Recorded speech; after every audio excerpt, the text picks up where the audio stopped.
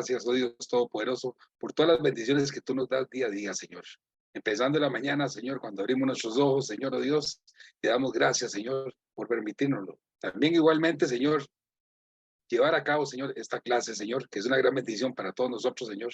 Gracias por esta comedia espiritual, Señor. Te pedimos, Señor, oh Dios Todopoderoso, que le des sabiduría a nuestro hermano Nelson, como siempre lo has hecho, Señor, para que así también seamos instruidos en esta clase, Señor, y podamos ayudar a nuestro prójimo con la misma palabra que vamos a aprender en este día. Gracias te damos, oh Dios Todopoderoso, en el nombre de Cristo Jesús. Amén y amén. Amén. Amén. Bien, pues vamos a comenzar ya con la presentación. Y vamos a ver. Y una vez iniciada la presentación, vamos a tener una pequeña introducción. Una pequeña introducción de la clase anterior. Vamos a ver.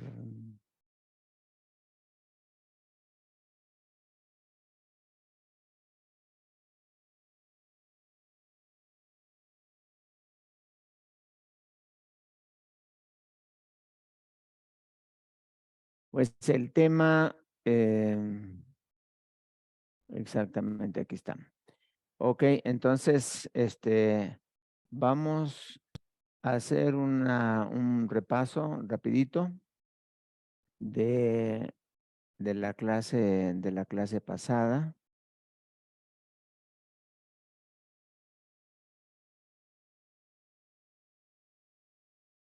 Bien, ¿alguien me podría recordar cómo se llamaba la clase? ¿Cuál es el título de la clase pasada?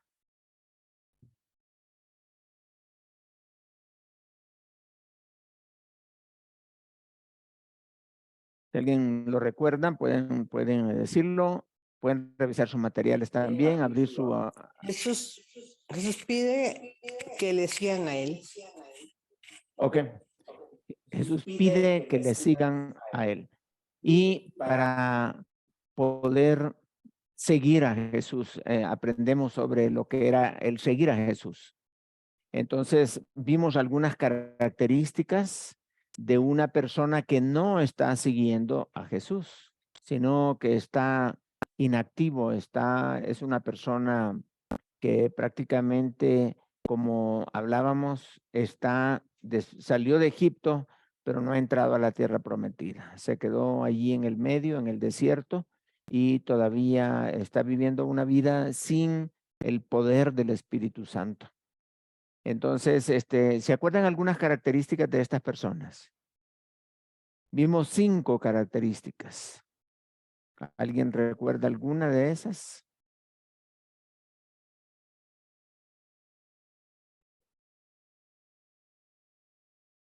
Características de una persona que está viviendo una vida estéril, una vida donde no hay frutos. ¿Alguien lo recuerda? Las características de una persona que Buenas está noches. fuera. Muy buenas noches. Hermano Jairo, gusto de saludarlo. Gracias, mi hermano, lo mismo, Dios lo bendiga. Gracias, gracias. Dice que solo se reúnen, pero no hacen nada. Ah, ok. Esa es una característica, nada más se reúnen y o sea, ahí hay muchas personas en las iglesias que nada más están haciendo eso. Solo se reúnen, pero su fe no está desafiando a nadie. Otra característica.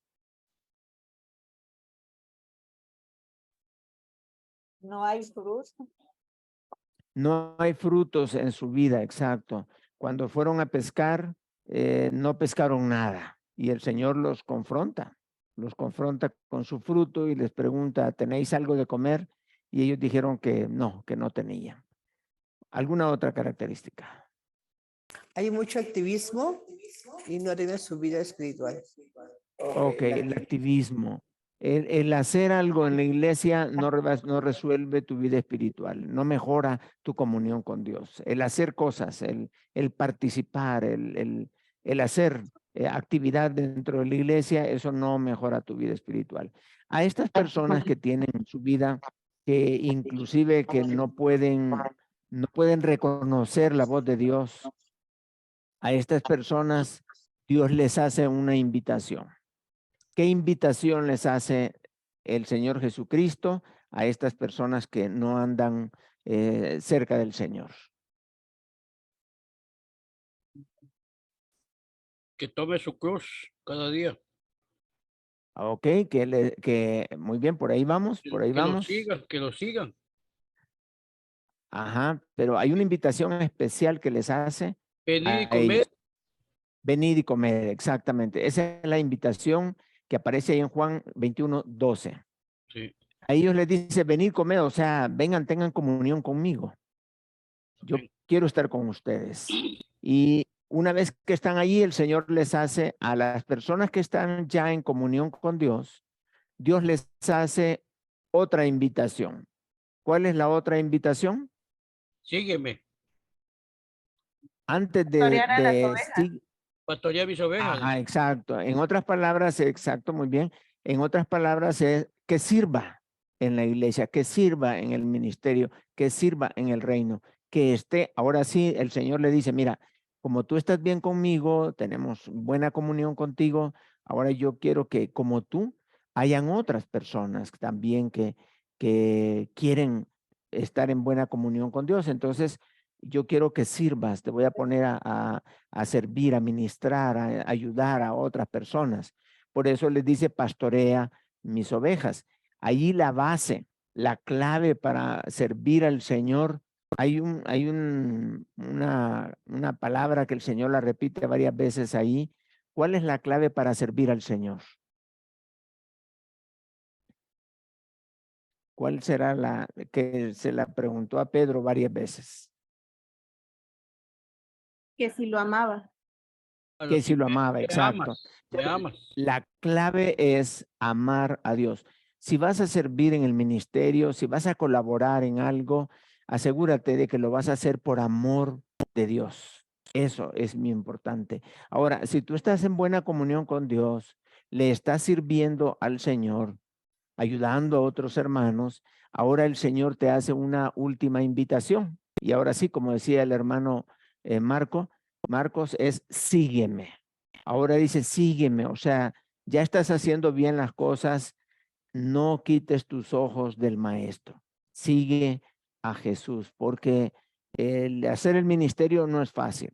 Vienen muchas distracciones, el enemigo nos quiere sacar del ministerio, a otros, si no los puede detener, los acelera y lejos de seguir al Señor van adelante, más bien andan buscando que el Señor los siga a ellos. Entonces, es bien clave, muy importante el llamado que el Señor Jesucristo nos hace de que le sigamos a Él. Muy bien, entonces, en el tema para el día de hoy, que vamos a comenzar, se llama ¿cómo fueron transformados los discípulos de Jesús? Es una pregunta. ¿Cómo fueron transformados los discípulos de Jesús? Esta pregunta nos hace pensar en qué fue lo que hicieron ellos o qué les hizo Jesús a ellos para que pudieran tener un cambio en su vida. Ahora, lo importante de esto es que si nosotros logramos entender cómo los discípulos fueron transformados, entonces la bendición es que también nosotros podemos seguir esos pasos para poder tener una verdadera transformación también nosotros. Entonces, y eso es lo que el Señor hace. Si Dios transformó, cambió a los discípulos, entonces también te puede cambiar a ti. Todo lo que hizo con los discípulos lo está haciendo contigo. Tú tienes toda la capacidad. El apóstol Pedro dijo que todos teníamos una fe, para los que tienen una fe igualmente preciosa que la nuestra. O sea, la fe de los discípulos es la misma fe que nosotros tenemos. ¿Por qué? Porque está puesta en una sola persona, que es Jesús, en nuestro Señor Jesucristo. Y dice que el libro de Pedro lo dedicó, lo escribió para todos aquellos que tienen una fe igualmente preciosa que la de los discípulos. Así que no hay ninguna diferencia en quien ellos tenían puesta su fe y en quien nosotros tenemos puesta la fe. Si ellos fueron transformados, también nosotros podemos ser transformados. Entonces, entremos en este tema tan interesante de cómo fueron ellos cambiados. Yo creo que todos queremos cambiar, todos queremos mejorar, todos queremos ser mejores creyentes. A veces la pregunta no es tanto si queremos cambiar o ser transformados, sino la pregunta es, ¿qué tan dispuestos estamos a pagar el precio del cambio? Esa es la pregunta, el desafío para los creyentes de hoy. ¿Qué tan dispuesto estás a experimentar un cambio? Los discípulos antes de la venida del Espíritu Santo y después de la venida del Espíritu Santo fueron totalmente diferentes. Hubo una transformación en sus vidas. De manera que vamos a ver qué fue lo que pasó, qué fue lo que sucedió y cómo nosotros podemos también aprender de estas cosas. En primer lugar, Jesús les dio a sus discípulos un nuevo enfoque para sus vidas. Aquí tenemos el primer elemento. Jesús transformó nuestros objetivos en los objetivos de Él. En otras palabras, el Señor lo que hace es, si tú estás ocupado en esto, si tú inviertes tu tiempo en este objetivo personal, en este anhelo personal, si tú lo que quieres es alcanzar a llegar a tener una profesión, tú quieres llegar a ser un empresario, y no solo un empresario, sino un empresario sobresaliente, tú quieres ser el mejor maestro, quieres llegar a ser el mejor técnico, el mejor inventor, lo que sea. Pero el Señor viene a la vida nuestra y nos dice, oye, yo quiero darte un nuevo objetivo en tu vida. Yo sé que tú estás trabajando y esforzándote por alcanzar el objetivo que tú tienes. Como los discípulos, ellos estaban pescando. Cuando el Señor los vio que estaban pescando, que estaban tirando las redes, el Señor se los llamó y les dijo que lo siguieran a Él, que Él los iba a hacer pescadores de hombres. Y allí les dio una nueva perspectiva de la vida. Y entonces eso hace que cambies todo tu entorno, que cambies con las personas que hablas, que cambies tu ambiente, que cambies inclusive hasta los amigos, que cambies de lugares donde normalmente ibas, pues el Señor ahora te va a dar una nueva manera de hacer las cosas. Y eso es bien impresionante porque yo creo que todos los que hemos recibido a Cristo ya a cierta edad, ya traíamos un enfoque en nuestra vida. Ya hay quienes querían ser profesionales, hay quienes querían ser ingenieros, que querían tener propiedades, querían tener cosas, querían tener dinero, habían soñado en llegar a hacer algo. Pero ahora te encuentras con Cristo y el Señor te dice, lo que ibas a hacer no está mal, pero yo te voy a dar un mejor objetivo para tu vida. Y entonces nos da un objetivo para el cual nosotros podemos vivir y con el cual nosotros podemos alabar y bendecir al Señor. Este nuevo enfoque de ser pescadores de hombres, este nuevo enfoque en la vida transforma toda nuestro entorno. Como Pablo tenía su objetivo, pero Dios lo transformó, le dio un nuevo objetivo. También tenemos a los mismos apóstoles como Leví, que es Mateo, él tenía un objetivo y Dios se lo cambió. También Zaqueo tenía su objetivo, Dios lo cambió. Y así con cada persona que el Señor se encuentra y que verdaderamente pone su fe en Él, le cambia el enfoque de la vida. Y esto nos cambia totalmente. Entonces, Jesús cambió el rumbo de sus vidas. Jesús les cambió las prioridades. Jesús les cambió sus motivaciones también. Antes tenían una motivación para llegar a hacer algo. Ahora es otra motivación. Y nos cambia no solo las motivaciones, sino conceptos. El concepto de éxito de un creyente no es el mismo concepto de éxito de una persona sin Cristo. El concepto de belleza de un creyente no es lo mismo de un concepto de belleza de una persona que no ha nacido de nuevo. Y así podemos ir cambiando conceptos, objetivos de la vida. Cambiar el enfoque es totalmente un cambio que nos hace pensar y ver y hacer cosas nuevas. También Jesús les enseñó a invertir sus vidas en personas para obtener frutos eternos. Creo que hay personas que pasan más de 8 horas haciendo cosas que no tienen que ver con personas. Y el Señor Jesucristo les dijo, ustedes están trabajando con peces, yo quiero que trabajen con hombres, yo quiero que trabajen con personas. Ustedes están invirtiendo tiempo en los peces, yo quiero que inviertan tiempo en personas. Invertir tiempo en peces no te lleva frutos para vida eterna, pero invertir tiempo en personas, eso sí, estamos hablando de estar sembrando en el cielo. Todos nosotros debemos de estar de una u otra forma orientando nuestras actividades a invertir nuestro tiempo, nuestros esfuerzos, nuestros recursos en personas. Cuando hablamos de personas, podemos decir de una forma específica, debemos de estar haciendo discípulos, debemos de estar ayudando a nuestra familia, a nuestros hijos, debemos de estar ayudando al vecino, a los hermanos en la iglesia, compartirles para obedecer al Señor, para que sean obedientes a la palabra.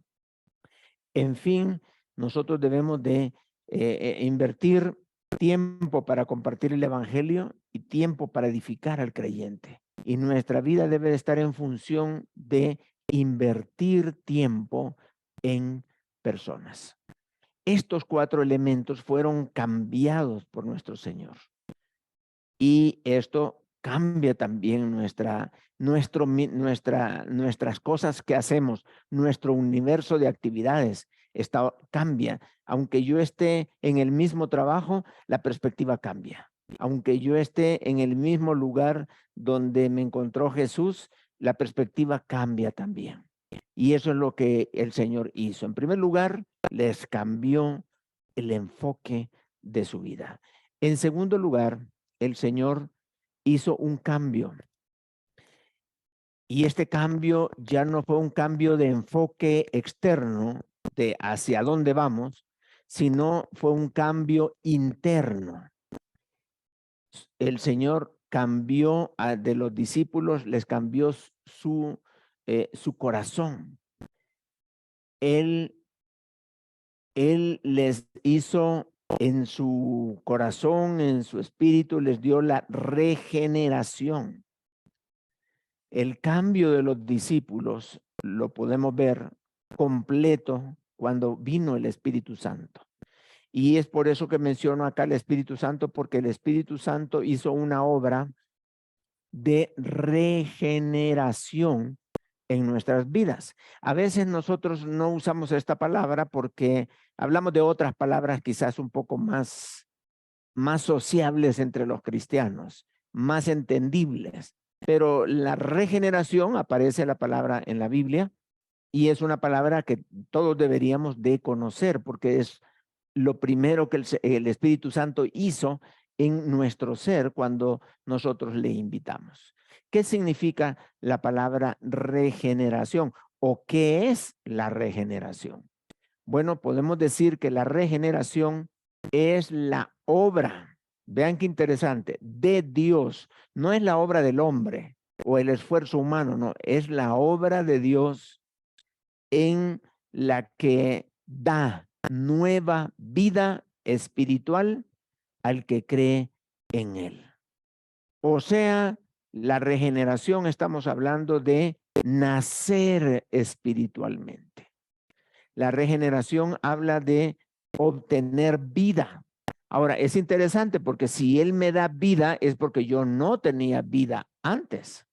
De hecho, la misma Biblia dice que estábamos muertos y en Cristo hemos tenido la vida. Entonces, la regeneración, la acción del Espíritu Santo internamente en el ser de la persona que cree en Él, cuando depositamos nuestra fe en Cristo, se da esta regeneración. Todos los que hemos recibido a Cristo hemos sido regenerados, por decirlo así. O sea, se nos ha dado vida, una vida espiritual. Y aquí en el texto de Tito 3, versículo 5, allí nos define también el término regeneración y dice así: Él, o sea, Jesús, nos salvó, no por obras de justicia que nosotros hubiéramos hecho, sino conforme a su misericordia por medio del lavamiento de la regeneración y la renovación por el Espíritu Santo. Aquí tenemos la descripción en este pasaje de Tito, donde es el Espíritu Santo quien hace en nosotros la regeneración, o sea, nos da vida. Y esto, el tener vida, eso transforma a las personas. Cuando nosotros hablamos de que hemos recibido a Cristo y que el día siguiente o el mismo momento de la conversión ya nos sentimos diferente, ya somos una persona diferente, ya la regeneración ya se llevó a cabo en mí y entonces yo comienzo a darme cuenta que algo pasó dentro de mí. Eso que pasó dentro de ti es que ahora ya tienes vida. Antes no tenías vida. Ahora sí ya tienes vida. Te puedes comunicar con el que causó la regeneración, con el que te ha dado la salvación, con Dios mismo. Así que la regeneración es la obra del Espíritu Santo en tu vida en el momento en que tú depositaste tu fe en nuestro Señor Jesucristo. ¿Ok? Entendiendo que la regeneración es dar vida. Algo estaba muerto y Dios lo regeneró, le dio vida. Y entonces Dios nos ha dado vida. Esa nueva vida es de la que hace que nosotros efectuemos el cambio en nosotros. Vamos a leer otros dos pasajes que nos hablan acerca de la regeneración. Dice así: aun cuando estábamos muertos en nuestros delitos, nos dio vida. Vean, esta es otra manera de decir fuimos regenerados. ¿Por qué? Porque estábamos muertos en nuestros delitos, en nuestros pecados. Estábamos muertos. Nacimos muertos por la herencia de Adán. Todos nacemos muertos. Y entonces el ser humano necesita ser regenerado, es decir, necesita tener vida porque está muerto. Dice, nos dio vida juntamente con Cristo. Por gracia ustedes han sido salvados. Y con Él nos resucitó y con Él nos sentó en los lugares celestiales en Cristo Jesús. Qué hermoso esto, todo lo que obtenemos por creer en nuestro Señor Jesucristo. Él nos dio vida porque estábamos muertos. Y dice también en Colosenses 2:13, y cuando ustedes estaban muertos en sus delitos y en la incircuncisión de su carne, Dios les dio vida juntamente con Cristo. Ahí está otra vez el concepto. Dios les dio vida. Dios los regeneró juntamente con Cristo, habiéndonos perdonado todos los delitos que nosotros habíamos cometido. Así que tenemos entonces esta obra que el Señor hizo en los discípulos y que los pone en una posición de cambio. ¿Por qué una posición de cambio? Bueno, vamos a verlo un poquitito más adelante. Nacer de nuevo. Cuando una persona nace de nuevo, ¿qué es lo que sucede? Es que tenemos una nueva vida y esa nueva vida es la que comenzamos a manifestar. Vamos a compartir algunos conceptos sobre el tema de la regeneración. Solo Dios, por medio de su misericordia, puede ofrecer la regeneración espiritual al que ha creído en Cristo. Es decir, vamos a concluir las tres cosas que vienen. Número uno es que los discípulos estaban muertos. Por lo tanto, necesitaban vida. Y no hay manera de que el hombre o alguno de los discípulos obtenga vida por sí mismo. No, el ser humano no puede regenerarse por sí mismo. El ser humano no puede tener o generar vida, no la puede tener. Entonces necesitaban la regeneración y esto solamente lo da el Padre. Dos, la regeneración es una obra 100% de Dios. Y los discípulos, como nosotros, solo somos los beneficiarios, porque por gracia somos salvos. Es decir, que nuestro Señor Jesucristo nos dio a nosotros vida. Y nosotros no podemos hacer nada para merecerla, ni nada para sostenerla. Todo depende de Dios mismo. Es por su gracia que nosotros hemos alcanzado la vida. Tú no puedes con tus obras hacer vida. Tú no puedes, digamos, alguien que pueda decir, yo cuando ya llegue a las 2547 buenas obras, ya puedo tener vida. No, nadie, por millones de cosas buenas que hagas, nadie puede generar vida. Solamente Dios es el que lo puede hacer. Tú no puedes hacer nada para obtenerla y nada para sostenerla. ¿Por qué? Porque viene de Dios. Y algo interesante es que la regeneración es una obra que ya dijimos que es de Dios exclusivamente y que se hace de una manera instantánea.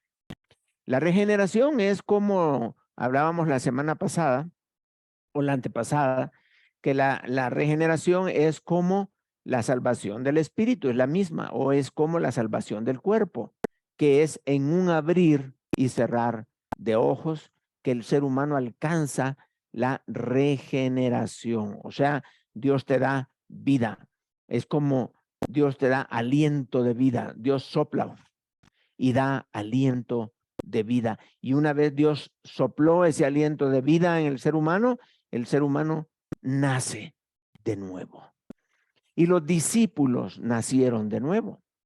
Como dice 2 Corintios 5:17, de modo que si alguno está en Cristo, nueva criatura es.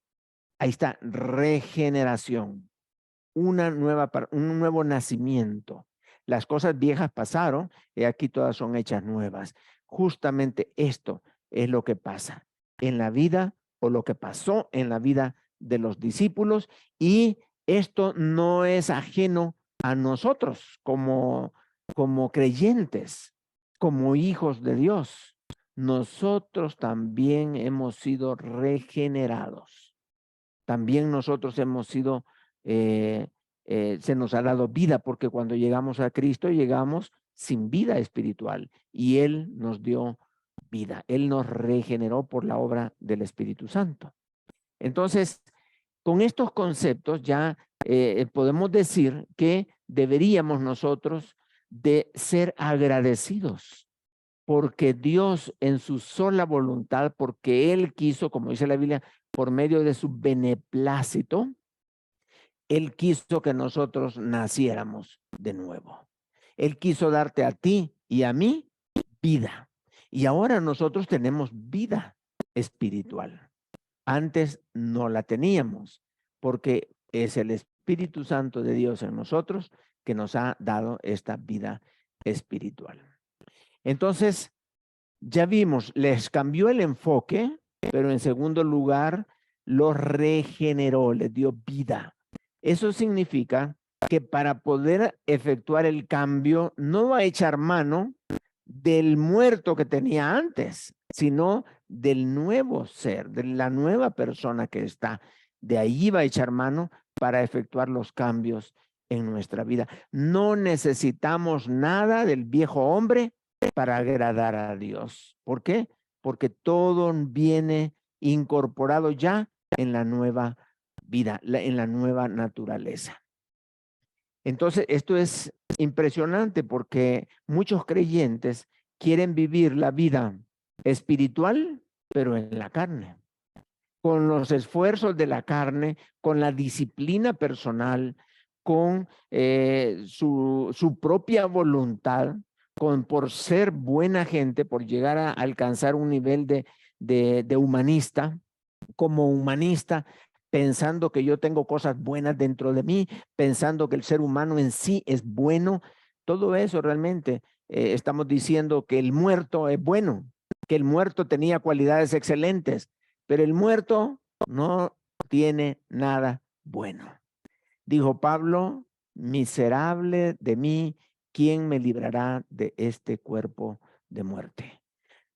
Dice Pablo también que nosotros somos deudores, pero no a la carne, no le debemos nada al muerto, sino deudores somos al espíritu para que vivamos en el espíritu. Entonces, no necesitamos nada del viejo hombre, sino Dios lo ha hecho nuevo. Y aquí el Señor ha hecho nuevas todas las cosas. Y nosotros, por haber creído en Cristo, somos nueva criatura. Y entonces, ahora, ¿cómo es que se va a efectuar el cambio? Veamos, ya vimos la parte teológica, ya vimos el enfoque y ya vimos lo que sucedió internamente. Ahora veamos la parte práctica. ¿Cómo es que se hizo este cambio? Si Dios cambió a Pedro, entonces nosotros también tenemos esperanza. Porque Pedro, él por su manera de ser, impulsivo, por ser una persona que primero hacía las cosas y luego las pensaba, por ser una persona agresivo hasta cierto punto, cometió errores, muchos errores, pero encontramos cuatro veces que el Señor Jesucristo lo reprende, lo confronta con su problema, con su error, con su mal proceder. La primera vez fue cuando le dijo, quítate de delante de mí, Satanás, que eres tropiezo. Ahí en Mateo 16:26. La segunda vez fue cuando le dijo, de cierto te digo que esta noche, antes que el gallo cante, me negarás 3 veces. Lo volvió a confrontar porque él le había dicho, no, yo voy a ir hasta la muerte. No, mira, esto es lo que te va a pasar. Ahí en Mateo 26:34. También le dijo el Señor, cuando lo encontró pescando peces y no hombres, ahí en el mar, le dijo, Simón, hijo de Jonás, ¿me amas más que estos? Que fue la clase que vimos la semana pasada. Entonces, cuando el Señor se le aparece, yo me imagino que Pedro ha de haber pensado, me va a regañar porque lo negué. Y él me va a decir, ¿por qué me negaste? ¿Y por qué hiciste esto? ¿Y por qué me negaste delante de la muchacha esta? ¿Y por qué? ¿Y por qué? No. El Señor le preguntó, ¿me amas? Eso fue lo que le dijo, ¿me amas? Sí, Señor, tú sabes que te amo. Y le dijo 1, 2, 3 veces. Entonces lo confronta realmente con la verdadera motivación del servicio. ¿Me amas? Y también la última, ahí mismo en Juan 21, versículo 22, dice, si quiero que él quede, refiriéndose a Juan, hasta que yo venga, ¿qué a ti? Sígueme tú. Otra confrontación que fue la última que encontramos ahí en el Evangelio según San Juan. Entonces, Pedro realmente era muy impulsivo y el Señor lo tiene que poner en su lugar. Y a lo mejor a muchos de nosotros también hemos cometido errores, hemos cometido faltas, hemos faltado a los principios bíblicos, hemos hecho cosas que desagradan al Señor, pero así como Pedro también lo hizo, pero Pedro fue transformado. Pedro fue escogido por el Señor para llegar a ser una columna de la iglesia. Pedro fue aquel que tomó la responsabilidad de hacer el primer mensaje cuando vino el Espíritu Santo y muchos se convirtieron. Pedro fue aquel que fue también y vio llegar el Espíritu Santo a los gentiles allá con Cornelio. Y Pedro fue usado por Dios para escribir 2 cartas, 2 libros en la Biblia. Pedro escribe en su segunda carta, dice que nosotros debemos de servir a Dios con ánimo pronto, no con ganancias, no por ganancias deshonestas. Y dice también que debemos de ser humildes, siendo ejemplos de la grey. Él dice, ustedes son ancianos, sí, yo también juntamente con ustedes. O sea, ustedes son ancianos, sí, bueno, pero yo soy Pedro, o sea, yo soy el apóstol, yo soy más importante que ustedes. No, yo soy igualmente que ustedes. Y a los jóvenes les dijo, revestíos de humildad. Entonces Pedro ya no era el impulsivo de antes. Pedro ahora había madurado. Pedro había cambiado. Ya ahora Pedro era una persona transformada. Y ese es lo que queremos saber. ¿Cómo es que Pedro fue transformado? ¿O cómo fueron transformados los demás discípulos? ¿Por qué menciono a Pedro? Bueno, porque Pedro nos enseña en la segunda carta de Pedro, en el capítulo 1, del versículo 5 al versículo 7, nos enseña cómo él experimentó su transformación, cómo es que fue cambiado en diferentes áreas. O sea, aquí nos da la fórmula para el cambio. Si tú quieres cambiar alguna área de tu vida, bueno, aquí está la oportunidad. Tienes que saber, y quizás la pregunta sería esa: si tú supieras cómo fue que Pedro cambió, ¿estarías tú dispuesto a seguir esos pasos para que tú también cambies? Recuerda que el Señor nos ha dado un nuevo enfoque, nos ha regenerado y también espera que nosotros tengamos esos cambios. Como dice la palabra, aquí todas son hechas nuevas. Bueno, veamos qué fue lo que cambió Pedro. Según el texto, segunda de Pedro 1, del 5 al 7, me encanta este pasaje y leerlo en su contexto también es muy hermoso, muy bonito. Lo voy a leer despacio. Aquí no he quitado nada, todo está ahí, nada más que le he dado orden al pasaje. Dice, vosotros también, poniendo toda diligencia, por esto mismo, añadid a vuestra fe virtud. A la virtud hay que añadirle conocimiento. Al conocimiento hay que añadirle dominio propio. Al dominio propio hay que añadirle paciencia. A la paciencia hay que añadirle piedad. A la piedad hay que añadirle afecto fraternal. Y al afecto fraternal finalmente hay que añadirle amor. Entonces, aquí está la fórmula de cómo Pedro fue cambiado, cómo Pedro fue transformado en la vida. Y cómo para él esto es muy, muy importante para Pedro y por eso nos lo describe de esta manera. Y vamos a verlo nosotros, cómo es que este cambio fue efectivo. Y no solo fue efectivo solo para Pedro, como quien dice, esto me funcionó a mí, tal vez a ustedes les ayuda. No, no, no, no, no. El Señor lo usó a Pedro para escribir esto y decir, así es como todos los creyentes tienen que cambiar su carácter.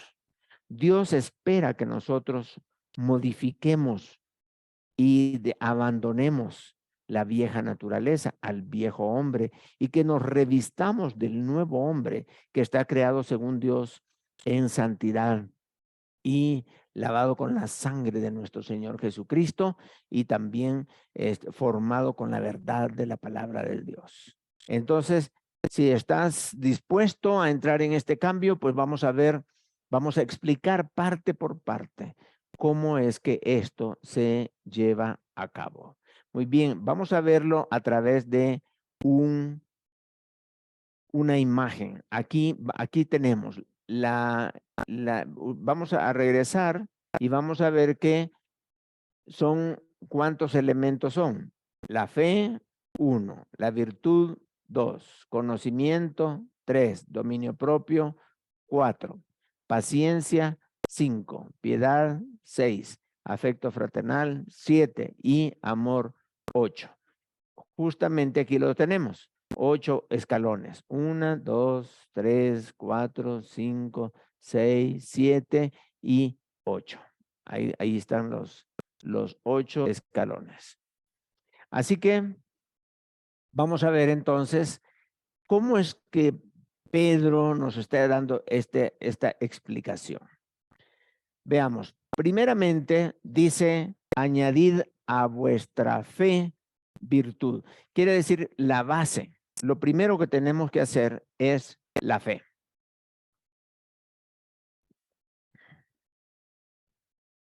La fe, Pedro dice que su libro está escrito para todos aquellos que tienen una fe preciosa, igualmente que la que él tenía en Cristo. Toda la fe que está puesta en Cristo es una fe preciosa. Si tú tienes tu fe puesta en Cristo, entonces dice Pedro que tu fe es preciosa y es para ti que escribió el libro de segunda de Pedro. Entonces, la fe. ¿Qué es fe? Fe, ahí en tu manual, ahí aparecen las definiciones de cada uno de los términos. Yo los he puesto acá en palabras más entendibles todavía. Entonces, fe es cuando nosotros ponemos nuestra confianza, nuestra fe en nuestro Señor Jesucristo. Entonces, estamos hablando que al poner nuestra fe en Cristo, entonces lo que estamos hablando es de la conversión. Aquí es como hablábamos, aquí es donde se da la regeneración. No podemos cambiar a un muerto, pero sí a un vivo. Y por eso el Señor nos dio vida, nos dio vida. Y aquí estamos. Entonces, en este primer punto, dice, si realmente quieres un cambio verdadero en tu vida, entonces debes de tener fe. El primer escalón es tener fe. Y esa fe es el nuevo nacimiento. Si estamos hablando de hacer discípulos, entonces no podemos hacer discípulos si la persona no ha recibido a Cristo como Señor y Salvador. Entonces, el primer elemento para el cambio real en nuestra vida es la conversión, el tener a Cristo en nosotros, el haber nacido espiritualmente, que el Espíritu Santo nos haya regenerado. De eso estamos hablando. Entonces dice Pablo, si quieres cambiar y no tienes a Cristo, entonces el primer paso es que recibas a Cristo en tu corazón. Primer punto. Segundo punto, añade a tu conversión, ahora que ya tienes a Cristo, ahora que ya naciste de nuevo, añade a tu conversión, tienes que añadirle consagración. ¿Quieres cambiar? ¿Quieres mejorar? ¿Quieres ser una mejor persona? Entonces, ¿qué es lo que dice en este caso Pedro? Tienes que tomar la decisión de evaluar tu vida y ver algunas cosas que no están bien, que yo creo que eso es lo que hace todo creyente recién convertido. Dice, pues esto no está bien, yo digo malas palabras, ya no las voy a decir. Yo frecuento ciertos lugares que ya no los voy a frecuentar. Tengo ciertos amigos que ya no los voy a tener. Y comienza a experimentar cambios casi involuntarios. Entonces, estamos hablando de apartarnos del pecado, de consagrarnos, de santificarnos. Cuando hablamos de santificarnos, estamos hablando de apartarnos del pecado y dedicarnos a Dios. Es apartarnos de agradar al pecado para agradar a Dios. Entonces dice, a la conversión hay que añadirle, en este caso, dice a la fe virtud. Virtud es una palabra que en griego la palabra, la transliteración es arete. Y la palabra arete significa una virtud moral. ¿Qué quiere decir? En otras palabras, es que nosotros podemos, ya que somos creyentes, ya que hemos nacido de nuevo, quiero seguir en un proceso de santificar, de mejorar mi vida espiritual. Y entonces seguimos, ya tomo la decisión, he visto alguna área en mi vida que yo quiero cambiar, que yo quiero mejorar, que yo quiero dejar, porque es parte del viejo hombre todavía en mí. Hay envidia.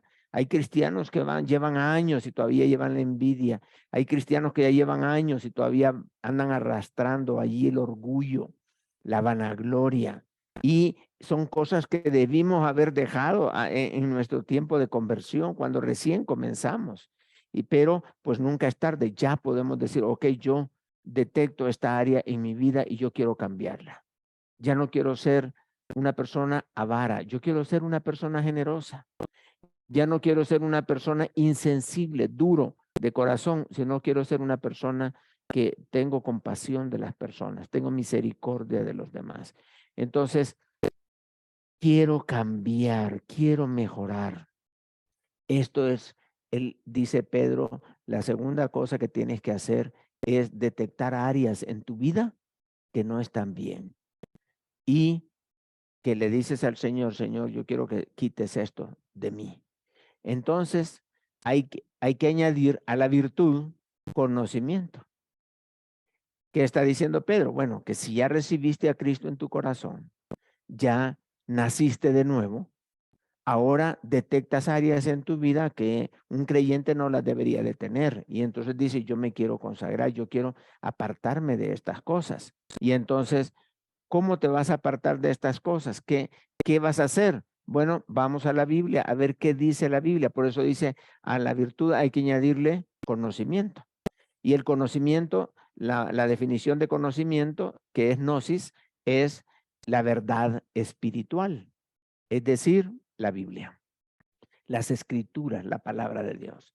Y entonces, ¿cuál es la pregunta? Es, ¿qué dice la Biblia con respecto al área que yo quiero cambiar? Por ejemplo, si yo era una persona mentirosa, pero me convertí y yo reconozco que soy una persona mentirosa y le digo al Señor, Padre, yo no quiero mentir, quiero saber qué dice la Biblia con respecto a la mentira. Y entonces añado a la virtud conocimiento. Y entonces yo en el conocimiento estoy leyendo en la Biblia lo que la Biblia dice acerca de la mentira. Dice, ya no habléis mentira los unos con los otros, sino hablad verdad. Y comienza muchos pasajes que hablan de la mentira, de cómo debemos de desechar la mentira de nuestro vocabulario, de nuestra mente, de nuestro ser. Y entonces ya leo tantos pasajes que hablan de la mentira que yo digo, no, ya entendí, la mentira no puede estar en mí. Y si alguien me dice, mira, ¿ya hiciste la tarea? Ah, sí, ya la hice y no la has hecho. Entonces, eso no es correcto. O a veces por evadir responsabilidades mentimos y no asumimos responsabilidad. Y nos preguntan o nos dicen, oye, ¿tú quebraste esto? No, yo no lo quebré. Y si fuiste tú y estás mintiendo. Y entonces, mejor decir la verdad y asumir las consecuencias y así vamos aprendiendo. Entonces, ya sé lo que dice la Biblia, ahora ¿qué me toca hacer? Al conocimiento, añádele obediencia. Comienza a obedecer lo que dice la palabra de Dios, porque entonces vas a tener un cambio en el área que tú querías mejorar, cambiar, ¿verdad? Que es esa virtud moral, es una excelencia moral. ¿Quieres cambiar? Sí. ¿Qué dice la Biblia? Y ahora comienza a obedecer, ¿ok? Comienzas a obedecer. Si tú lo que quieres quitar de tu vida es la avaricia, entonces tú dices, Señor, yo soy un hombre avaro, yo ya no quiero ser un hombre avaro. Muy bien, vamos a hacer morir lo terrenal en ti y vamos a ver qué dice la Biblia al respecto de la avaricia. Ya cuando tengo los pasajes bíblicos que hablan de la avaricia, comienzo a obedecerlos. Añado al conocimiento dominio propio, que es la obediencia. Yo decido obedecer. La palabra dominio propio en griego es enkratea, que significa habla de posición y kratos habla de poder, que es el poder para permanecer en una posición específica. O sea, poder para obedecer. Yo decido obedecer. Yo tomo la decisión de obedecer lo que dice la palabra de Dios. Y entonces comienzo a obedecer lo que dice la Biblia, me siento contento, estoy alegre porque estoy obedeciendo la Biblia y las cosas me están saliendo bien, ya no miento. Pero vienen momentos en que la mentira prácticamente se ha vuelto aliado mío en el pasado. Y yo prácticamente tengo que mentir, porque si no me va a ir mal. Hay mujeres que cuando el hombre es muy enojado, la mujer prefiere mentirle para no enojarlo. Y después que el hombre se da cuenta que le mintió, se enoja el triple todavía. Y entonces lo mejor es decir la verdad. Pero en esos momentos es cuando no, si le dices la verdad, entonces te vas a meter en un lío, mejor miéntele y ahí te vas a salvar de un problema bien grave. Sí, mejor voy a mentir. Y ya usamos la mentira como un aliado personal y la usamos para evadir problemas, supuestamente. Pero si la Biblia dice que lo que tengo que hacer es obedecer, entonces dice que al dominio propio yo le tengo que añadir paciencia. Ahora, quizás en las palabras, así como viene, nos cuesta entender, por eso las definiciones son importantes. La palabra paciencia en el griego significa permanecer obedeciendo en medio de las circunstancias difíciles. O sea, permanecer haciendo el bien en medio de circunstancias adversas. O sea, seguir remando a pesar de que los vientos sean contrarios. Es decir, obedecer la palabra aunque yo tenga ganas de mentir. Yo ya no voy a mentir, tengo que obedecer. Esto significa que yo voy a mantenerme siendo generoso a pesar de que mi ser me dice, no, no le des, te vas a quedar tú sin nada, ya no des nada. Y entonces no, yo voy a dar. Pero es que si das, te vas a quedar sin nada. Vas a andar en la calle después. Y no es así. La Biblia dice que dad y se os dará. Pero la carne te dice, si tú das, te vas a quedar sin nada. Y está como evadiendo o obviando o escondiendo esos pasajes que son hermosos, que hablan de dar. Y la Biblia asocia siempre el dar con el recibir también. Entonces, si yo lo que quería cambiar en mi vida es el ser una persona generosa, entonces, ¿qué dice la Biblia de la generosidad? Yo voy a obedecer, comienzo a obedecer, vienen momentos difíciles, pero yo quiero seguir obedeciendo. Quiero seguir obedeciendo en momentos difíciles, pero allí es donde realmente está la verdadera batalla del creyente. Aquí es donde deberíamos de hablar de una guerra espiritual. Aquí, justamente acá, en el tema de la paciencia, es cuando yo estoy obedeciendo, pero en momentos difíciles, estoy obedeciendo en momentos en el que me cuesta seguir obedeciendo la palabra, en el que me dan ganas de decir, no, ya no, y lo tiro todo. Es como cuando yo ya tomé la decisión de no comer chocolates porque me hacen daño.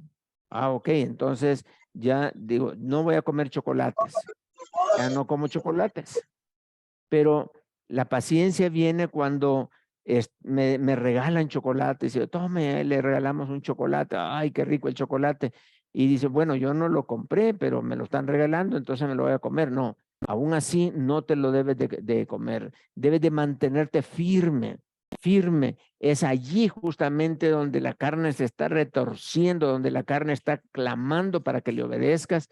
Ese momento, ese dolor que sientes, no es porque tú quieres, no, ese dolor es donde la carne se está muriendo. Y dice la Biblia que nosotros se nos pide hacer morir lo terrenal en vosotros. Y cuando más dolor tenemos, es cuando más debemos de obedecer. ¿Por qué? Porque el ser humano, el hombre, el viejo hombre se está muriendo, la carne se está muriendo. Y es ahí donde le tenemos misericordia a la carne y muchos ceden y dicen, no, pues ahí está, cómete el chocolate. ¿Verdad? No lo des entonces. Miente entonces y cedemos al pecado. Pero es ahí donde perdemos la bendición.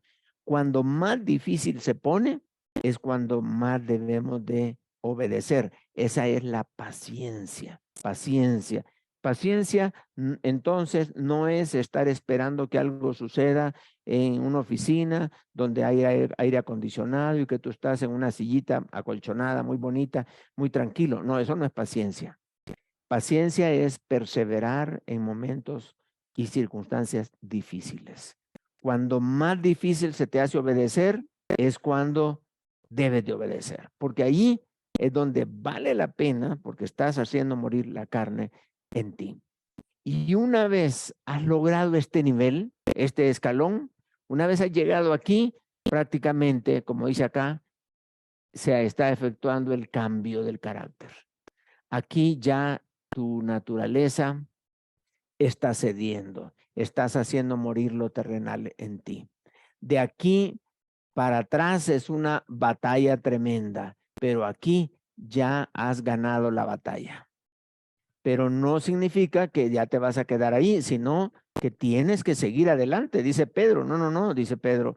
Yo cuando ya alcancé esa victoria y me quedaba tranquilo, volvía otra vez al pecado, ¿no? Pero me debo de asegurar de que no voy a caer una vez más en el pecado. Entonces, dice Pedro, ¿qué es lo que tengo que hacer? Añadir a la paciencia, tengo que añadirle piedad. ¿Qué significa piedad? Significa una persona que está dedicada a Dios. Es decir, piedad significa estar inclinado hacia las cosas buenas y quitar la inclinación de las cosas malas que antes tenía. Antes estaba inclinado a lo malo, pero como ya lo vencí, no me quedo en medio, no me quedo allí en la parte perpendicular, sino me inclino hacia lo bueno. Quiere decir que cuando venga la tentación, yo no voy a pecar porque estoy inclinado hacia lo bueno.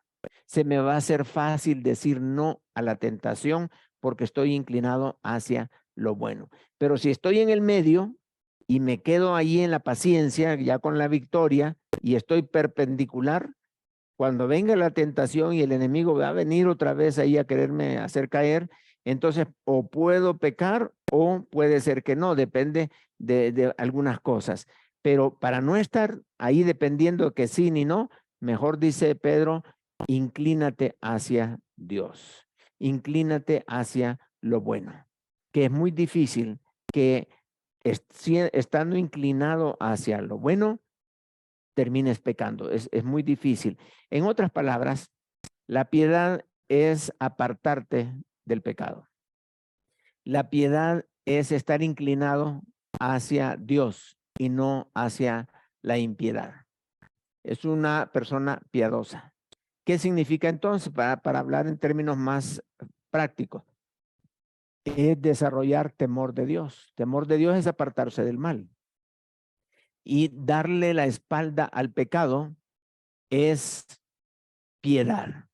Así que una vez tengas la victoria, entonces te inclinas hacia Dios y tú estás asegurando de esa manera no caer en el pecado. Te inclinas hacia Dios. Eso significa piedad, tener temor de Dios. Y el temor de Dios es aborrecer el mal, es aborrecerlo. Entonces, bueno, ya ahí pues, cualquiera podría decir, ok, ya estoy inclinado al bien, yo ya estuvo y entonces yo ya soy victorioso. Espérate, dice Pedro, espérate, faltan dos cositas más. Número uno, dice Pedro, ya que eres una persona piadosa, ya que eres una persona que está en el temor de Dios, ya que eres una persona que ha tenido la bendición de hacer morir lo terrenal en su vida, yo quiero que les enseñes a otros a tener victorias como tú has tenido victorias, que tú ministres, que tú ayudes, que tú bendigas, que tú enseñes a otros lo que tú has alcanzado. Entonces, la mejor manera de demostrar que realmente has tenido victoria sobre el pecado es cuando le enseñas a otro a alcanzar victorias en las áreas donde han estado fallando ellos también. Ahora tú puedes ya llevar de la mano a tu discípulo y decirle, mira, por acá te puedes venir, y ya lo puedes llevar escalón por escalón. Ya te convertiste, ¿sí? ¿En qué área quieres cambiar? Veamos qué dice la Biblia. Comienza a obedecer. Vienen los momentos difíciles, pero es ahí donde tienes que mantenerte hasta alcanzar el cambio. Una vez tengas el cambio, inclínate hacia Dios, el temor de Dios, manténlo leyendo la palabra, la oración, con los hermanos, la iglesia, etcétera. O sea, tu estilo de vida cambia y ahora tú eres una persona buena. Ya el Señor está poniendo en ti temor de Él para que puedas agradarle. Y ahora que estás así, ya Él mismo puede ayudar a otras personas también. Así que Dios te pide que a la piedad le añadas afecto fraternal. Es decir, ayuda a tus hermanos, ama a tus hermanos, demostrándoles o enseñándoles cómo tener victorias espirituales en su vida. A este nivel ya eres una persona que está sirviendo, eres una persona muy útil en las manos de Dios, ya estás haciendo las cosas bien, pero aún hay personas que han estado a este nivel y todavía han caído en la tentación. ¿Pero por qué? Porque tienen una mala motivación. Tienen una motivación egoísta. Están haciendo las cosas con una motivación diferente. Pero dice Pedro, no, momento. Y en otras palabras lo dice Pedro, si vas a hablar, habla la palabra de Dios. Si vas a hacer algo, hazlo bajo el poder que Dios da para que en todo sea Dios glorificado. Y entonces la verdadera motivación para todo lo que estamos haciendo, para todo esto, la verdadera motivación es el amor a Dios. No debe haber otra motivación más que el amor a Dios. Y dice Pedro, si tu motivación al hacer las cosas no es el amor a Dios, entonces tarde o temprano vas a ir cediendo espacio, cediendo, y vas a terminar otra vez cayendo en los niveles bajos del pecado. Así que si te quieres mantener ahí arriba, evalúa tu motivación y pregúntate, ¿por qué estás haciendo tú las cosas? ¿Por qué vas a la iglesia? ¿Por qué quieres cambiar tu vida? ¿Por qué quieres obedecer la palabra? Dice la Biblia que los que quieren ser mis amigos obedecen mi palabra. Y en la amistad es donde será el amor. Así que el amor a Dios es lo que realmente debería de ser el motor de nuestra vida espiritual. El amor a Dios. Aquí hay que tener un gran cuidado porque es bien fácil equivocarse y decir, yo tengo amor, pero el amor que tienes, recuerda que del viejo hombre no necesitamos nada. Y el viejo hombre tenía amor, porque antes que conocieras a Cristo, amabas también, pero amabas con el amor humano. Recordemos, a veces nosotros nos enredamos mucho con el tema del amor. Decimos, tenemos el amor agape, tenemos el amor fileo, tenemos el amor eros, tenemos el amor, y comenzamos a sacar un montón de amores ahí. Pero bíblicamente hablando, solo hay dos tipos de amor, el amor humano y el amor divino. Entonces, el amor humano, ese es el que estaba en el viejo hombre. El amor humano es el que viene con la naturaleza pecaminosa, la que se nos ha pedido hacer morir. Entonces, aquel estilo de amor que tú tenías, con el cual amabas, ese amor hay que desecharlo. ¿Por qué? Porque ahora tenemos un nuevo amor. ¿Cuál es ese nuevo amor? Dice la Biblia, allí en Romanos 5:5, que nosotros hemos recibido el amor de Dios, el cual fue derramado en nuestros corazones por medio del Espíritu Santo que nos fue dado. Eso es hermosísimo, el amor de Dios. Y ese amor de Dios, que es el amor agape, el amor de Dios que fue derramado en nuestros corazones, recordemos el fruto del Espíritu, el primero es el amor.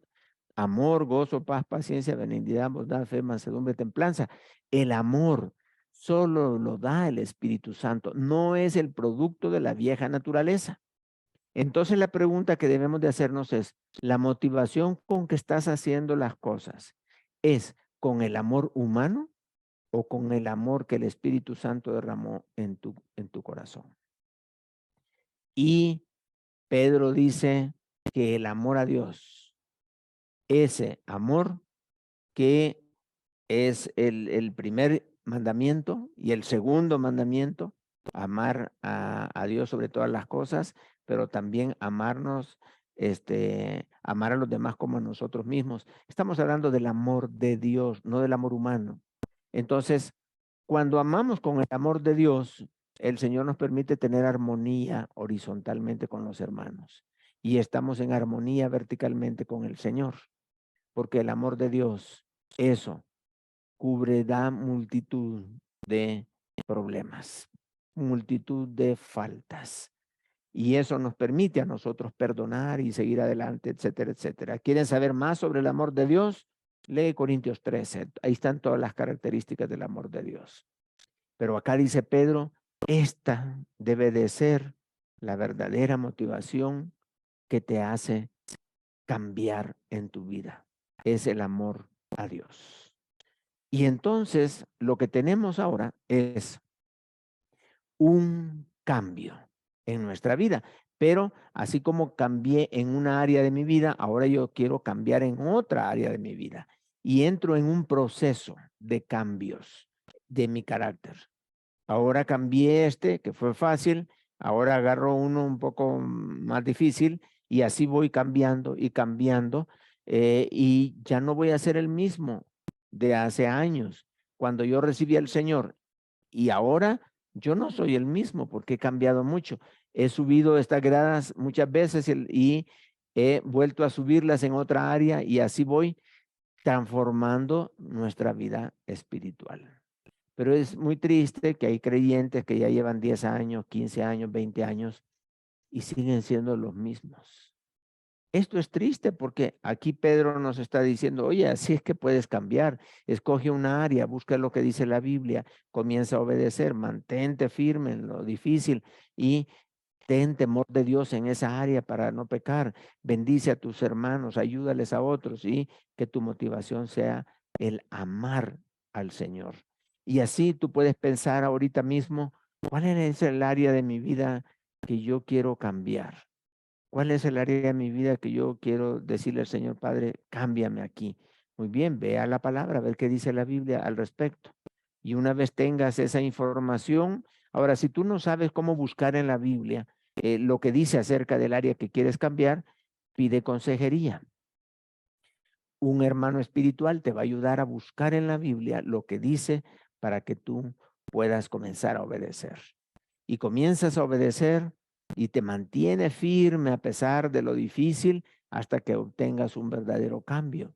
Y ahí va a venir el temor de Dios a tu vida y vas a llegar a ser un mejor creyente. Y esto lo vuelves a hacer continuamente en tu vida. Este es como un proceso de arrepentimiento que nos hace mejores hijos de Dios, mejores personas. No para llegar a tener o llegar a ser amados delante de la sociedad. No, ese no es el propósito. Mi propósito es agradar al Señor, porque para que en todo sea el Señor glorificado. Ese es el propósito que Pedro me está diciendo, que si yo voy a hacer algo, cualquier cosa que sea, si voy a hablar algo, conforme a la palabra, y si voy a hacer algo, conforme al poder que Dios da. Ese es mi propósito, que el Señor reciba siempre la alabanza y la gloria.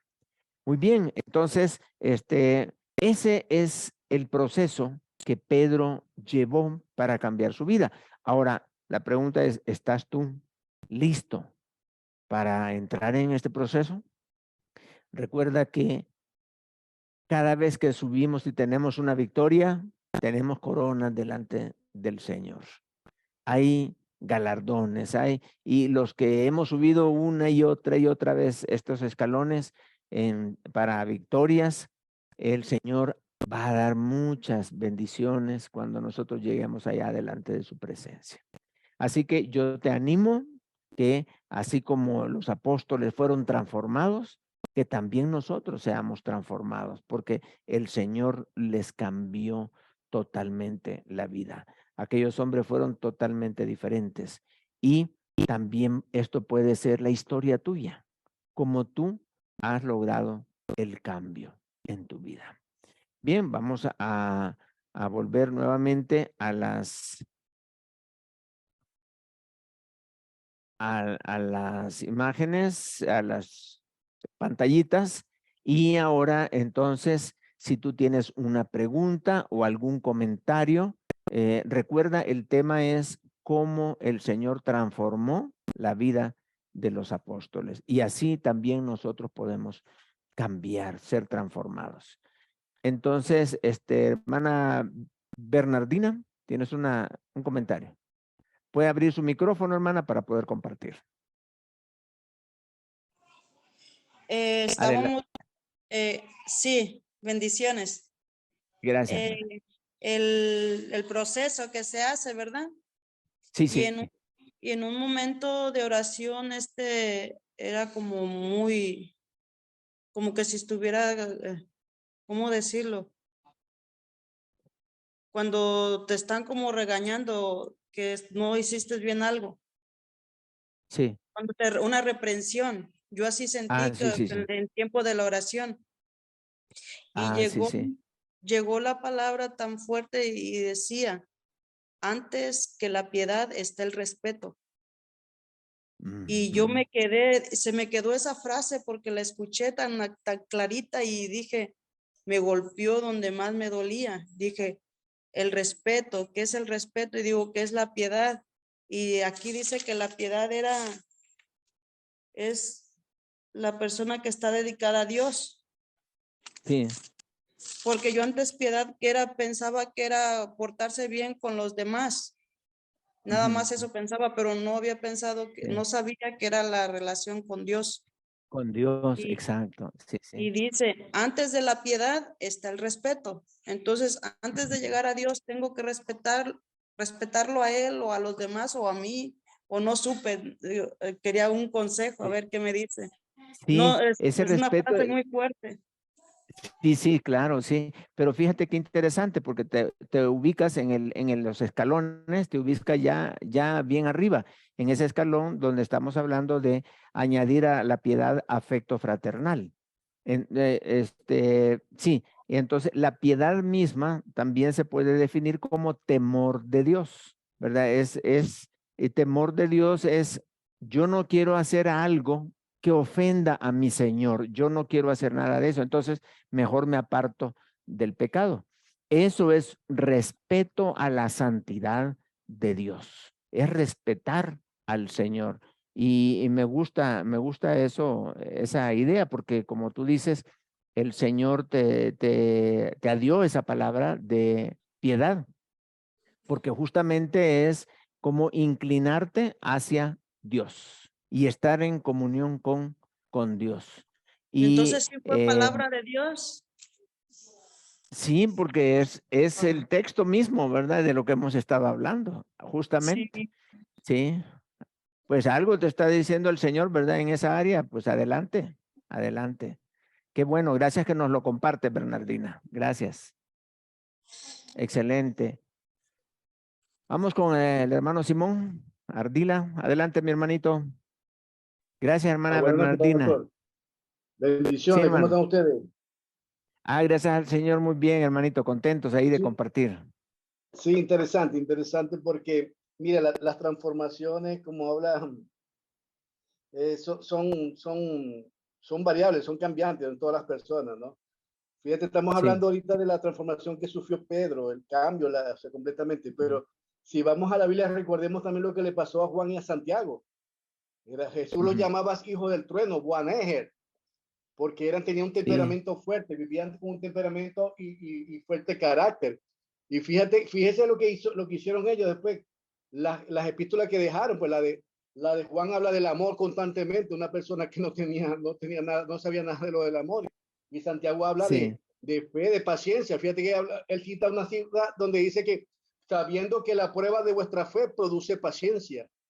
Y habla de la fe, y la vincula con la obra. O sea, es maravilloso eso, ¿no? Sí, conocer cómo la transformación de los discípulos fue estupendo. Y es un gran mensaje para cada uno de nosotros. Hay algo también que quería acotar, era con relación a la fe, porque siempre tenemos el concepto que la fe es el oír la palabra, es el oír de la palabra de Dios. Pero Efesios 4 añade, dice, hasta que todos lleguemos a la unidad de la fe y del conocimiento. O sea, no solamente es la fe, es el conocimiento de la palabra. O sea, la fe no solamente es el oír, pero es que es oír la palabra, conocer la palabra y estar documentando en ella y guardarla, porque es lo que nos va a servir nosotros para poder nosotros defendernos en este camino donde tenemos tantas tentaciones y pueden haber tantos engaños. Y entonces hacemos simplemente participamos en la iglesia, vamos los domingos, vamos a algún evento de ayuno o de vigilia, pero no leemos la escritura. Y si no leemos la escritura no tenemos fe. No, yo tengo fe, pero si ni siquiera no conoces la palabra, si no conocemos desde Génesis hasta Apocalipsis, no tenemos fe, porque ahí lo dice Pablo. La fe es añadido al conocimiento que tengas de Cristo. Si tú no tienes conocimiento de Cristo, no hay fe. Eso es maravilloso. Y para terminar, usted citó algo muy maravilloso, que era la forma de evangelización, o sea, cómo ser discípulo. Porque mira, yo tengo en la iglesia hay una cierta incomodidad, porque salimos a evangelizar, pero lo que entregamos nos mandan a entregar en volanticos. Yo digo, eso no es evangelizar. Eso es perder el tiempo. Evangelizar es hablar, y hablar como lo hacía Juan el Bautista. Arrepentidos y convertidos, porque el reino de Dios está cerca. No es como el modernismo, evangelismo que hay de que, mira, Dios tiene un plan maravilloso para ti y Dios te ama, y entonces le empieza a decir, y no le habla del pecado, y cuando va a la iglesia le comienza a decir que el que acepta la voluntad, el que acepta a Cristo, acepta su voluntad. Y conociendo lo que le pasó a Cristo, la persona se va a huir, se va de la iglesia, no dura 2 semanas. Entonces, esas son cosas que hay que ir conociendo y detallando, y a través de este estudio, viendo exactamente cómo formaba ese Jesús, o sea, la visión de Jesús como líder, la visión de Jesús, y cómo formaba esos discípulos, por lo cual nosotros tenemos que seguir esos pasos. Amén. Excelente, así es, hay que seguir esos pasos, hay que seguirlos, y gracias, hermano, por hacer esos énfasis que son muy necesarios. Gracias, hermano Simón. Que muy bien, buenos comentarios, gracias por participar, hermanos. ¿Alguien más que quiere comentar?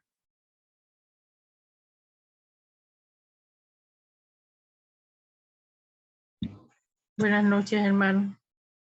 Muy buenas noches, mi hermanita. A ver, ¿dónde estás? Hermana Nidian, sí. Respecto a lo que es la transformación, eso tan maravilloso que hace el Señor en nosotros, ¿verdad?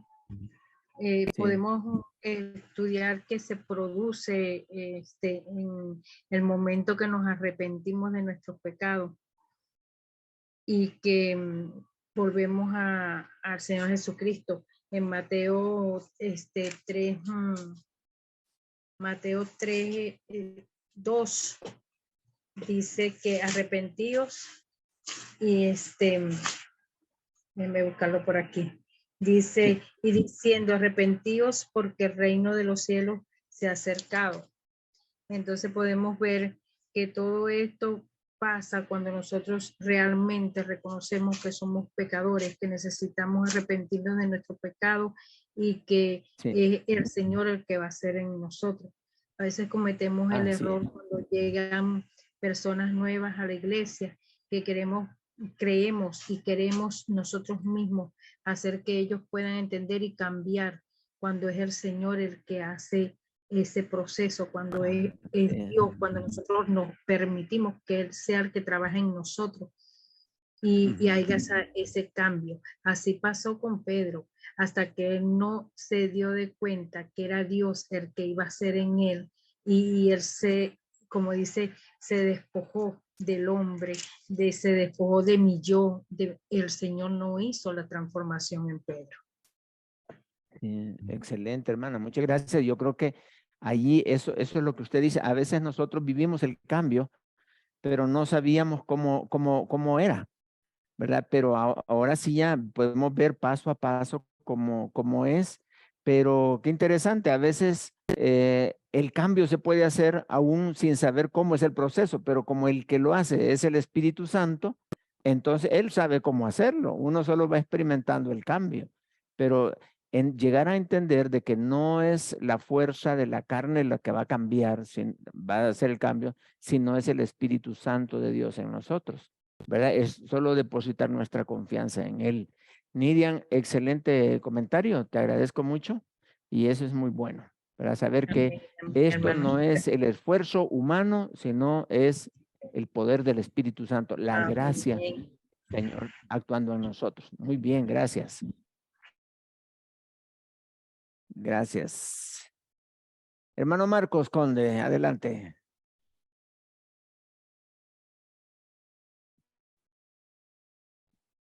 Listo para escucharle, hermano Marco. Sí, pastor. Realmente Dios es poderoso, el Espíritu Santo, porque cuando nosotros sentimos el cambio, a veces nosotros ni siquiera sabemos, y sabemos cuándo nos ha topado el Señor y cuándo Él está actuando con nosotros. Yo experimenté pues cuando yo comencé a ir a la iglesia, yo iba pues, el primer tiempo yo iba como para ver qué pasaba, ¿no? Porque yo siempre decía pues a mis hijos, que un hijo mío, porque es ingeniero ahorita, y él dijo pues papi, acompáñame a la iglesia y no, no, hijito, yo digo todavía no, cuando tengo unos 80, 100 años ahí me voy a ir para que Dios me perdone mis pecados. Hasta eso yo vivo mi vida y yo tenía mi vida pues bohemia, todo, y tenía un léxico, pero un diccionario personal tenía, pero bastante duro. Cuando yo entré a Cristo, yo me acuerdo que yo hablaba, pero un hijo mío, el último hijo mío, un día llega a mi casa, pues yo vivía solo, o sea, sí, pues vivía solo, mi departamento, que ellos tenían llave, y yo me levanté pues de mañanita, porque eran las 6 de la mañana, pues tocó la puerta, digo, pasa nomás, tú tienes llave. Me levanto, pues, y para esto tenía un muñero en mi pie, en el pie izquierdo, pues en el gordo, dedo grande, parecía camareta. Y vengo y me topo con una silla y se me hizo sangre, me di duro. Entonces yo digo, ay, mi Dios, decía yo, y me cogía mi pie. Y mi hijo me queda viendo. Me dice, ay, papi, ahora sí veo que tú has cambiado. Yo lo quedo viendo, ¿y cómo así? Hasta el dolor se me quitó, pues no. Dice, porque tú unos cuantos meses antes, tú cogías esa silla y la despedazaba, aunque tenías que comprar otra. Ajá. Le digo, pero no, y créeme lo que yo no supe cuándo fue ese cambio. Pero el Señor me comenzó a cambiar y Sí.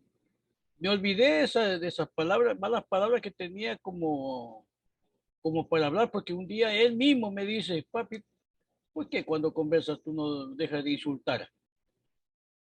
Créame lo que el Señor hace maravillas con nosotros, Sí. ¿sí? Y eso yo Sí. me gozo en Él y yo siempre le digo, Señor, no me sueltes porque si tú me sueltas, ¿dónde estaría? Sí, Sí, sí, es cierto. Pues qué bueno que nos comparte, hermano. Gracias por ese cambio, un porque es testimonio pues, automático, ¿no? Y sí, automático. y sabe qué es lo que aprendemos de lo que nos comparte, hermano, el hecho de que para cambiar no se requiere un conocimiento muy grande, más bien disponibilidad para que el Señor se manifieste en nuestra vida. Porque cuando estamos recién convertidos es cuando más se cambia. Y ya cuando ya estamos ya maduros, supuestamente espirituales, es cuando menos se cambia. Y entonces no se requiere saber mucho para cambiar, solamente querer hacerlo y dejar que el Señor lo haga, ¿verdad? Entonces eso nos pone en la posibilidad de que todos podemos cambiar. Hermano Robert, adelante. Sí, gracias, hermano. Sí, no, muy bonito, ¿cómo se llama? Los escalones esos y las graetas, y cuando nos damos cuenta, el último es la cúpula de la pirámide, es el amor ágape, ¿verdad? Y lo bueno es que nos damos cuenta cuando estamos ahí, porque ya hay un amor por la obra, Estamos enamorados completamente de Cristo, porque así es definitivamente. Sí. Tenemos pasión y compasión por las almas, entonces empezamos a buscar esas personas para que lleguen a la iglesia, para que sean salvas. Entonces ahí es donde todos esos puntos y esas características nos enseñan de que estamos en ese último escalón, ¿verdad?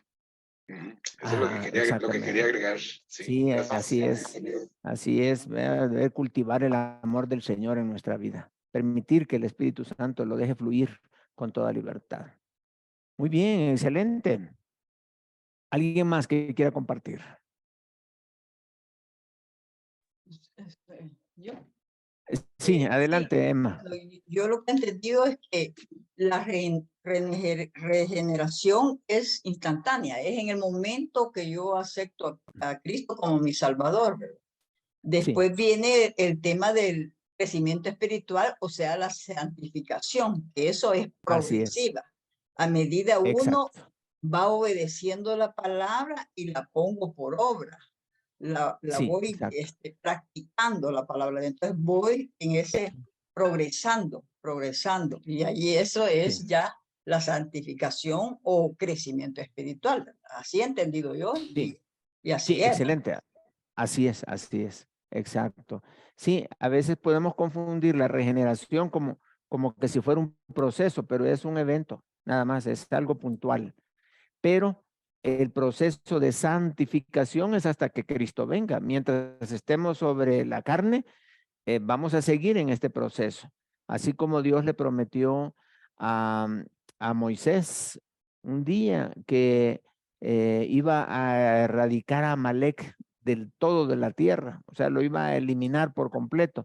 Y Amalek es la carne. Entonces, así cuando nuestros cuerpos sean transformados, que va a ser en un abrir y cerrar de ojos, allí es donde ya no vamos a tener contacto con la carne. Ahí se acabó ya la naturaleza pecaminosa y nosotros vamos a experimentar una salvación completa de parte de nuestro Señor.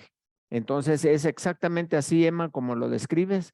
Así es. Uno es puntual y el otro es un proceso. La santificación es un proceso en la cual todos deberíamos de estar activos diariamente, venciendo.